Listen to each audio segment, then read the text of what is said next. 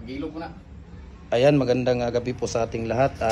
Ito po yung electric hollow blocks maker natin na isang set. Ilang piraso po ito, kuya? Ang labas nito 5.5 o duha sa 4 standard. tulo man lagi na. Tulo. Tatlong 4 na standard at saka isang size na standard, commercial. Standard na po. Standard lahat. Ayan. So ito pala no, ito pala yung hollow blocks maker natin na isang set, kumpleto na po ito. So walang problema. O PM lang po kayo sa akin at ibigay natin sa inyo ang mga price list dito no. Follow na po kayo sa ating Gym Hardware and Kukulamber and Concrete Products, Balulang brands.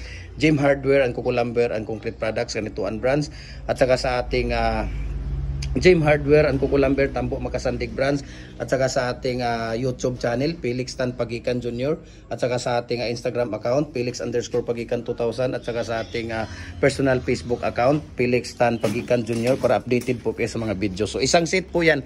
Yung mga plate niya, ilang plate ang kasama dito kuya? Sa isang molder? Pulo, 10 plate, tapos itong anuhan ng hollow blocks, itong anuhan niya ng masa. Ayan, ito po yung isang set niya.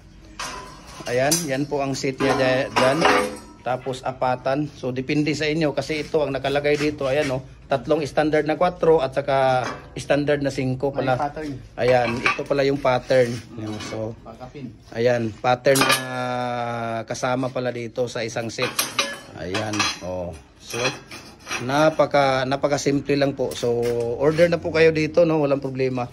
Nagko-customize po tayo dito lahat. Ayan, so, yan si Kuya Mimer.